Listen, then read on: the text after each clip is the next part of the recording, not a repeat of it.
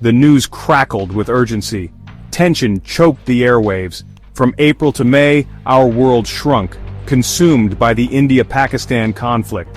The line of control, that scar on the map, bled again. Missiles screamed across the border. Fighter jets painted the sky with trails of fire. Fear was a constant companion, a knot in the pit of our stomachs. Then, as abruptly as it began, silence. A ceasefire. The war on hold, but at what cost? The ceasefire brought a fragile peace, a silence thick with unspoken grief. The world breathed a sigh of relief, but in quiet corners, families wept. The news cameras moved on, but the mothers who received folded flags, the children who would never again see their fathers, they were left to grapple with the deafening silence. This is the untold story, the human cost of conflict that exists beyond the headlines. It's the story of the young widow in a village in Punjab, her eyes reflecting the shattered dreams of a future unlived. It's the story of the children in a school in Karachi, their laughter now tinged with the knowledge that their fathers won't be coming home. These are not just statistics, not just numbers on a casualty report. These are lives, loves, hopes, dreams, all brutally extinguished in a flash of political maneuvering. The ceasefire may have stopped the bloodshed, but it did nothing to heal the wounds, to mend the broken hearts. The world may have moved on, but for these families, the war continues. It rages on in their hearts, in the silent spaces between their breaths. And they are left to navigate this new reality, this landscape of loss without a compass, without a guide. Were these battles fought for a purpose, for a cause greater than ourselves? Or were they merely pawns in a political chess game, sacrifices made at the altar of ambition and ego? These are the questions that haunt us, the doubts that linger long after the guns have fallen silent.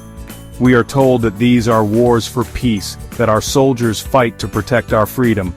But what freedom can there be in a world where innocent lives are snuffed out, where families are torn apart, where the wounds of conflict fester for generations? The families of soldiers are left to grapple with these questions, to make sense of the senseless. They are left to pick up the pieces of their shattered lives, to find a way to go on in a world that feels alien and cold. They are left to carry the burden of grief, the weight of unanswered questions, the pain of unhealed wounds. The ceasefire may have brought a temporary halt to the fighting, but it has done nothing to address the root causes of the conflict. It has not brought us closer to peace, only to a deeper understanding of the terrible cost of war. This is not the first time we have witnessed such tragedy. Kargil, Balakot, the ghosts of conflicts past haunt our present. The names may change, the dates may shift, but the narrative remains the same. Escalation, retaliation, ceasefire. A cycle of violence perpetuated by political expediency, fueled by the language of hate. Each time we are told this is different, that this time it will be different.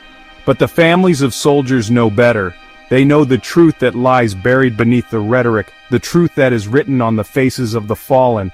They know that every conflict, every bullet fired, every life lost is a failure. A failure of leadership, a failure of diplomacy, a failure of humanity. How many more mothers must weep? How many more children must grow up fatherless? How many more lives must be sacrificed at the altar of political ambition before we break free from this cycle of violence? The ceasefire is not a victory, it is a reprieve. A chance to reflect, to reassess, to choose a different path. A path that leads not to more bloodshed, but to a future where peace is not just a word, but a reality.